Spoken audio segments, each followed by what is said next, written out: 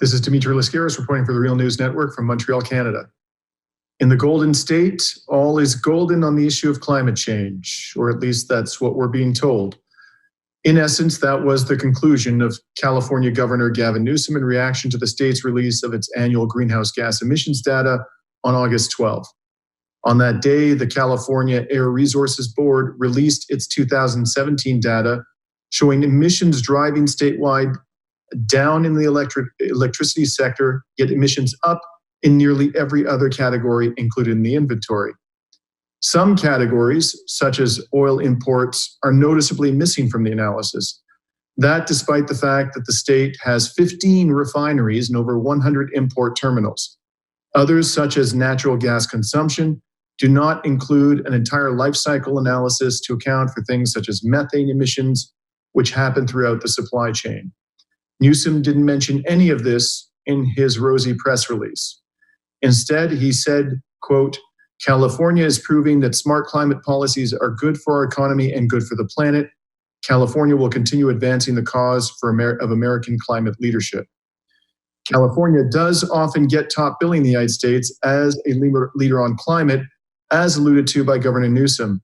But the state's own data, when interpreted independently of political office holders or state agencies, raises serious questions as to whether California is simply leading a race off the climate cliff. Joining us to answer some of those questions are two experts with long tenures doing climate advocacy work in the state.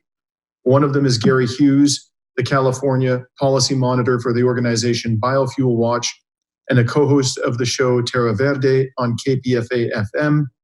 The other is Greg Karras, a senior scientist for Communities for a Better Environment. Thank you, gentlemen, for joining us on The Real News today. Thank you so much for having us. It's really an honor to be here with you. Yeah, good to be here. So, gentlemen, and this question is for both of you. Perhaps Gary can answer first. Is California showing American climate leadership, as Governor Newsom said in his official statement? And we'll drill down in the specifics momentarily. But first, what is your high-level view about that claim? I think it's really worrisome that the governor can make such broad statements about California's ongoing leadership without being more detailed about the threats and risks that we're facing with the real fact that emissions in many sectors and many crucial sectors are not coming down, they're even going upwards. So I think the governor is doing us a disservice by not being more forthcoming with the challenges that the state faces. And Greg, what's your view about that high-level question? Yeah, well, like most of the world, what it's going to take here is decarbonizing electricity and electrifying transportation. On the decarbonizing electricity side, the state has used most all the tools in the toolbox, direct control, incentives, and so far is making progress. It's early days and the tough stuff's ahead, but it's making progress on the electricity side. On the oil side, which is more than half of the total emissions, the state's doing the exact opposite, taking a sort of cheap pollution trading approach, letting the footprint of the oil industry expand. Around refineries here, that's an environmental injustice. Globally, that's increasing the carbon footprint of oil, the biggest polluter in California. Now, Gary, you previously spoke with Real News reporter Steve Horn and talked about the process through which this data is collected and then reported to the state legislature through its Joint Legislative Committee on Climate Change Policies. For that article, you referred to the Joint Committee as a, quote, watchdog with no bite that's willfully blind. Why do you have that view? The fact that we're discussing the contradiction that there is in the governor's message about California's success in reducing carbon pollution and then the real world emissions increases that Greg is identifying for monitoring the refinery sector. And unfortunately, this data was released a month later than it has traditionally been released. And this committee that we refer to held its only hearing for the entire year that was supposed to address the emissions inventory, but they looked at the old data from more than a year ago. And so, yes, it's a watchdog without bite because this watchdog isn't even wanting to be forthcoming with the latest emissions data to really have this tough and important discussion that California has to have about how it is that we're actually going to deal with the challenges of reducing emissions in all sectors that present climate threats. Now, Greg, you've closely researched crude oil import data into California's prolific refinery row. And according to the California Energy Commission, import receipts continue to rise on an annual basis. And the state appears to rival Texas and Louisiana as a refining powerhouse. What does the new data show or not show, and perhaps should show, about the greenhouse gas emissions arising from the state's intake and processing of crude oil? Well, you're right that the state is collecting great data, but it's not reporting all of it. It's not reporting the data on how much oil we're importing on top of refining all the oil that's produced here, extracted here. Refineries here are importing 2 out of every 3 barrels they refine.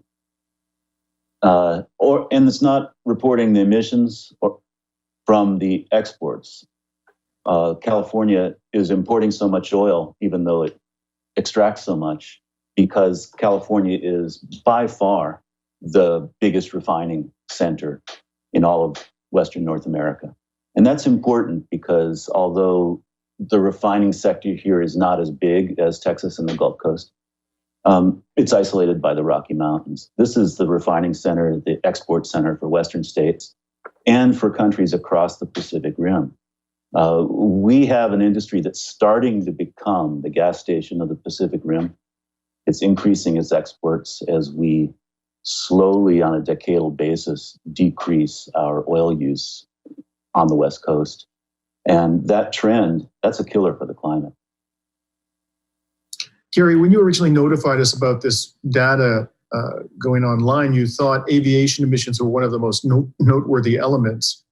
And at the time you wrote, quote, even as their own emissions data shows that international aviation emissions have literally taken off by rising 45% between 2012 and 2017, far more than any other sector. What is it that we can take from the emissions data with respect to aviation?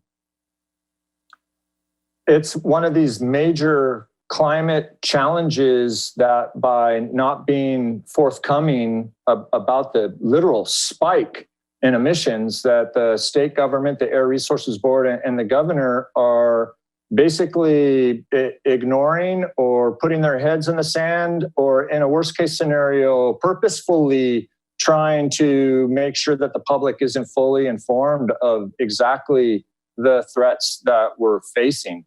And on the other hand, of course, then the governor is more than happy to make these broad statements about how we're succeeding on leading the country, leading the nation with our climate policies. So there's this disconnect really between what's happening on the ground, what's happening in the atmosphere, and then what the state government is willing to trumpet as their great successes. An example of this that's separate from aviation, though the in-state aviation emissions are a part of the included inventory. There's both national and international aviation emissions that have spiked tremendously, and California has kind of washed their hands of being responsible for this. Another sector altogether is the land sector, and California is a big timber industry state. There's a lot of logging going on in the state, and the Air Resources Board still provides no data whatsoever on what the IPCC refers to as forested lands and wood products. They say this data is under development. So there's tremendous climate damage happening across the landscape in California from logging, but the state isn't willing to even provide data on this matter. So aviation and the land sector, these are examples of how the state is really not being forthcoming with the public to make sure that we know that there's tremendous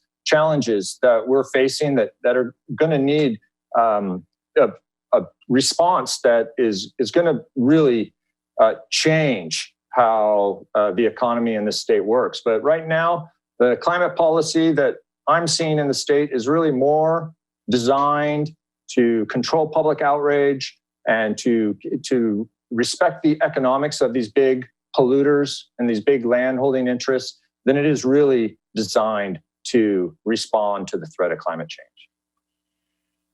And finally, Greg, I'll ask you to cap things off by answering to this question. We're nearing the end of California, the legislature's 2019 session, and therefore also about to come to the completion of Governor Newsom's first legislative calendar year.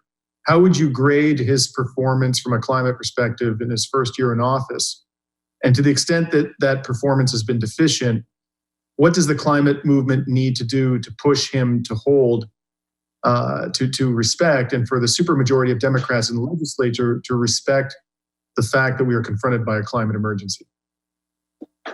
So the first part's easy. The governor hasn't done enough. But let's be clear, no one person, no one governor, not Jerry Brown, not the president by herself or himself is going to fix this problem. It's bigger than that. It's bigger than any of us alone.